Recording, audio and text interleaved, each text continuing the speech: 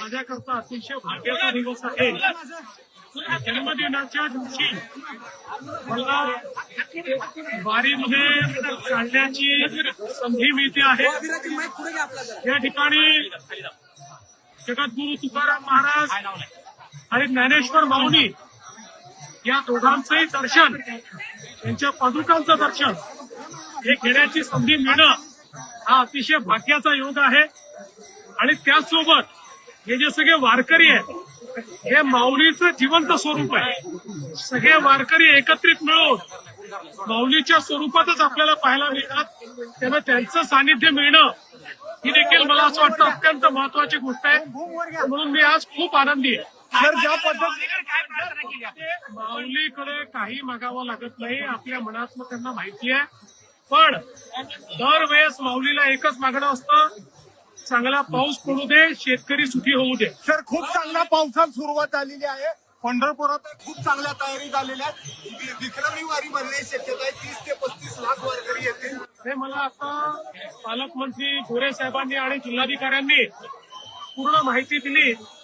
आणि यावेळेस एआयच्या माध्यमातूनही आपण एकूण किती वारकरी याचा अंदाज घेतो. आणि असं लक्षात येत आहे की विक्रमी अशा प्रकारची वारी आहे. खूप मोठ्या प्रमाणात वारकरी सगळीकडनं इथे आलेले आहेत. आणि जुने सगळे रेकॉर्ड संख्येचे यावेळेस तोडण्यात येत आहेत.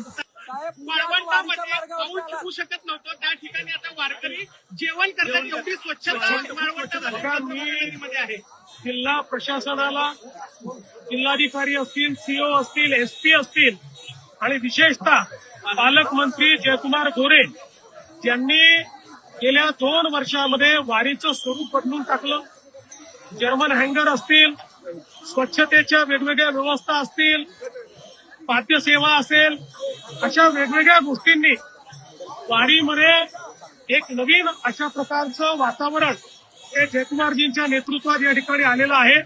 आणि मला अतिशय याचा आनंद आहे. सर, विरोधकांना सद्बुद्धी मागालकर ज्या पद्धतीने दिल्लीत जमा झालेले आहेत आणि ज्या पद्धतीने ड्रामेबाजी चाललेली आहे, मला असं वाटतं की सर्वांनी आपल्या देशाचा विचार केला पाहिजे.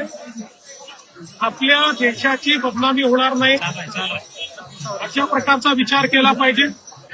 आणि विशेषतः मी पहिल्या दिवशीपासून आमचं सगळ्यांचं मत आहे की विद्यार्थ्यांच्या ज्या आशा आकांक्षा अपेक्षा असतील त्या पूर्ण करणं हे सरकारचं कर्तव्य आहे. आणि ते आम्ही करू. काही उणीवा राहिल्या असतील तर त्या उणीवा दूर होतील.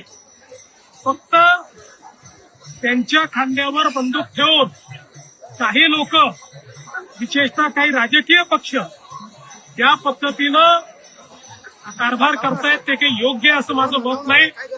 विद्यार्थ्यांच्या मागण्यांची आम्ही समरस आहोत आणि विद्यार्थ्यांच्या हिताचेच निर्णय हे केंद्रातलं आणि राज्यातलं सरकार घेईल.